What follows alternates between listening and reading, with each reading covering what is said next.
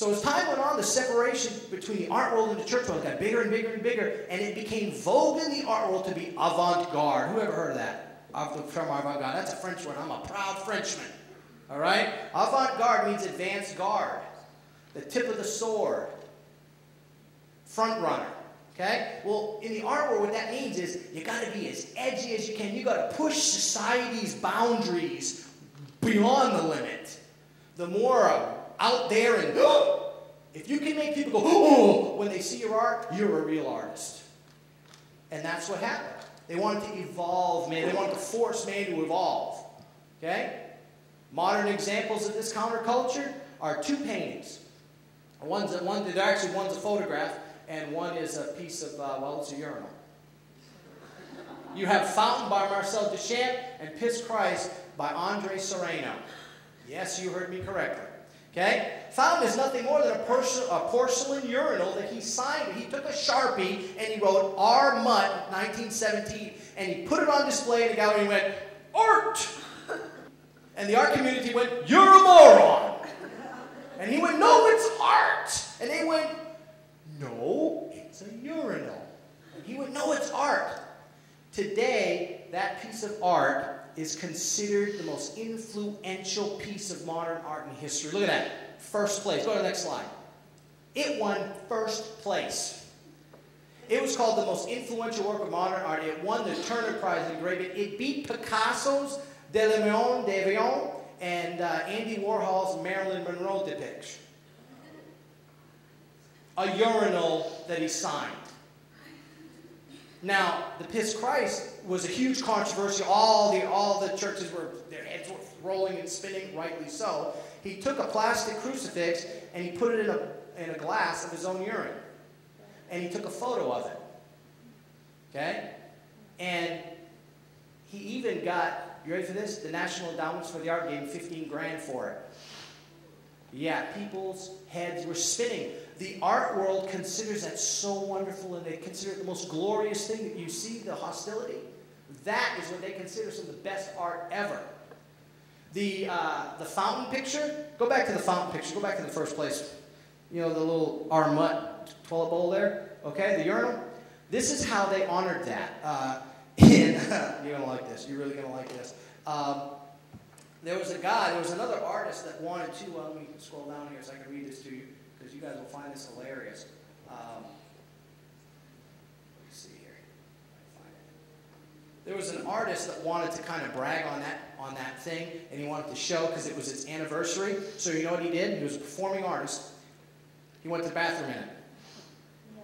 He did, in front of everybody, and they cheered. Because what better way to honor the most famous piece of shark art than to defile it? That's how they think in the art world. See what I'm saying? It's like the more you could be, you're more of an art. You're a better artist if you can make people go, yeah. That's being avant-garde in the art world. And it's a shame, but that's how they think. Today, you will be hard-pressed to find a serious artist with a positive attitude towards church. The schism between the church and the art is very real. It's very tragic. They look at it as it's hindering them. It's repressing them. It's holding them back. Now, as an artist myself, as a Christian artist, this is how I feel. I have a deep personal faith in Jesus Christ. It's my greatest asset. How could being involved intimately with the creator of the universe hinder me? Wouldn't that only make me more creative? Right? I mean, God is our creator, and that's why I'm creative. That's why you're creative, is because God made men to be just like him. We're created in his image. He's a creator. That's why you're creative. All right, let's go to the next one. In recent history, God has begun to restore the art. Remember what I said? I told you how we were married, and then we got a nasty divorce, and what does God like to do with that? God's a God of restoration, right? Well, what I like is that God's restoring the arts to the church, and he's doing it in the same order that man took them away. Isn't that just like God? We took them away in this order, and God's like, watch this. Wham! He's going to restore them. So let's talk about this. The first thing to return was music. So what are those two doing up there? That's Benjamin Franklin. He doesn't look like he can sing.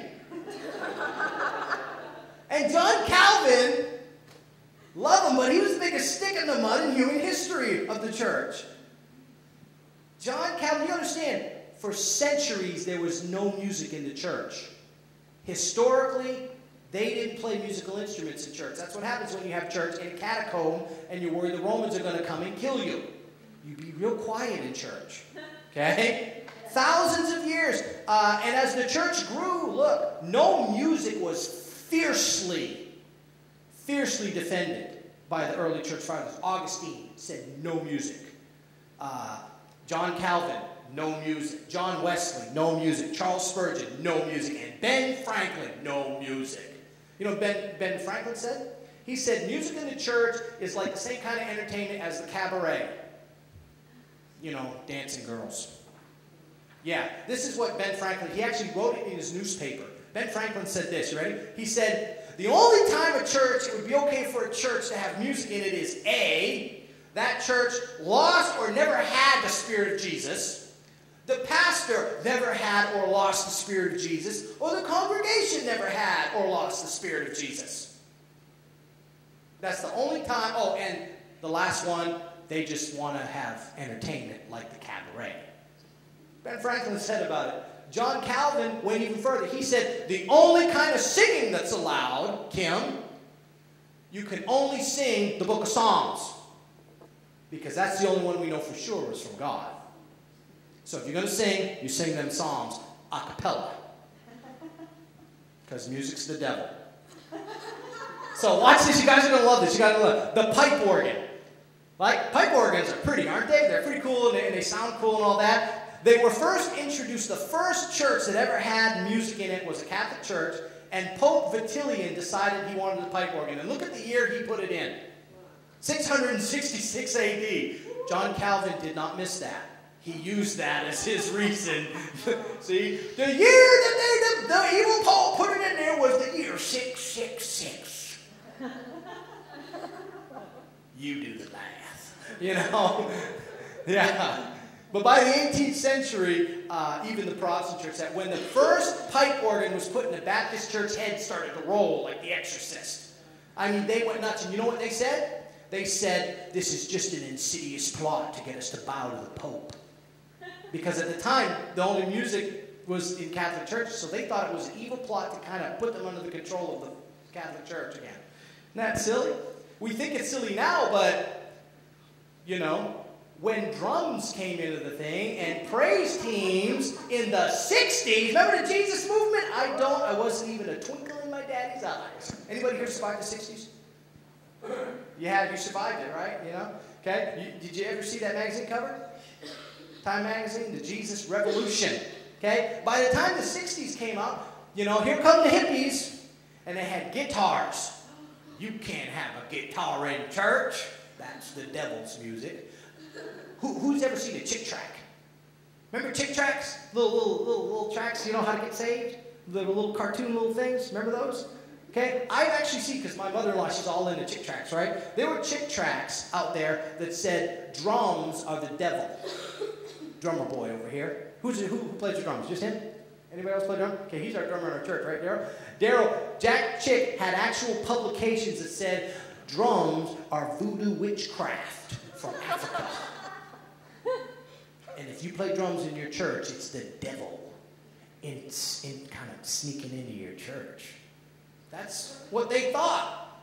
All these hippies got saved. Well, guess what happened because the hippies got saved? They weren't welcome in churches. So they started making Christian communes. They started singing in the streets. They started having their own little sing-sings in the thing. They made tapes of those things. Guys like Andre Couch, Keith Green, Phil Keaggy. You've heard of these guys?